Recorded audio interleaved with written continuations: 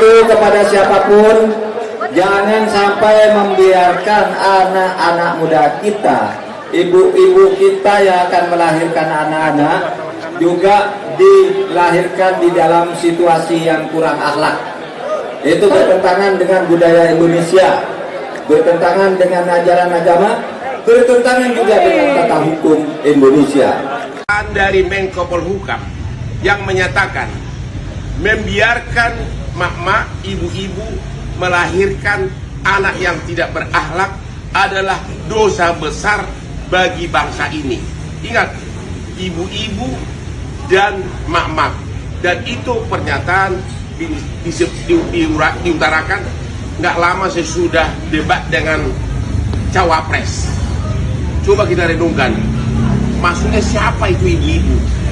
Ya, maksudnya siapa ibu? Maksudnya siapa itu anak yang tidak berakhlak? Saya kira semua sudah tahu siapa yang dimaksudkan dengan anak yang tidak berakhlak. Dan kita sudah tahu kalau memang anak itu yang disebutkan adalah anak tidak berakhlak, berarti ibunya adalah yang itu. Pak Jokowi,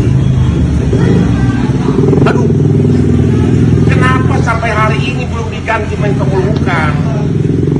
Dia kan yang rujuk Bapak. Kok pernyataan ada seperti itu ditujukan kepada siapa, Pak?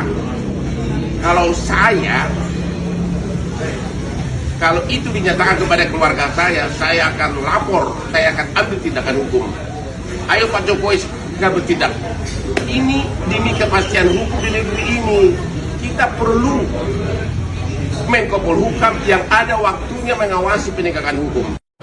Isu banyak nanti silakan aja mundur, dan ditawarin mundur kamu. Merencanakan mengundurkan diri itu sebenarnya sudah lama, ketika akan mulai debat pertama, agar bisa lebih leluasa membuka data sebenarnya, sehingga lebih etis saya membaca data-data itu kalau saya tidak di pemerintahan. Tetapi pada waktu itu ada beberapa pertimbangan, ya, pertimbangannya perlu etika saya kepada Pak Jokowi. Saya dulu diangkat oleh beliau dengan sangat terhormat, dengan penuh kepercayaan kepada beliau sebagai presiden rakyat, dan saya harus mempersiapkan masa transisi baik-baik, ya, karena saya akan bersama calon presiden rakyat yang lain, namanya Pak Ganjar Pranowo. Saya sudah sepakat dengan Pak Ganjar Pranowo untuk saya mundur pada momentum yang tepat sambil membuat masa transisi itu. Kemudian pertimbangan ini menjadi sangat lebih penting lagi dalam situasi sekarang, karena selama 3 bulan saya sudah memberi contoh.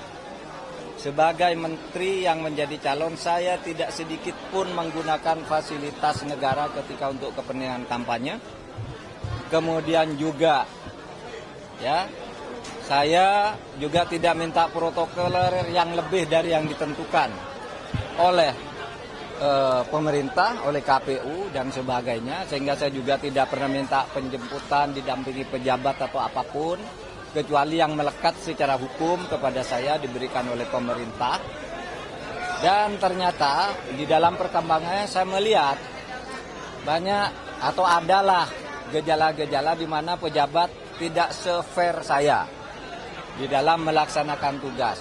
Masih mencampur aduk antara keperluan politik dan keperluan dan tugas jabatan.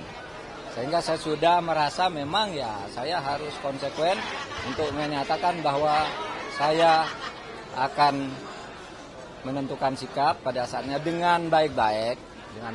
Kapan itu? Nantilah tunggu momentumnya. Kita akan lihat. Ya, nanti dilihat saja perkembangannya.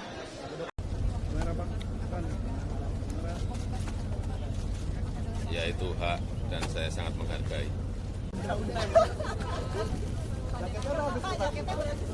Handphone dong.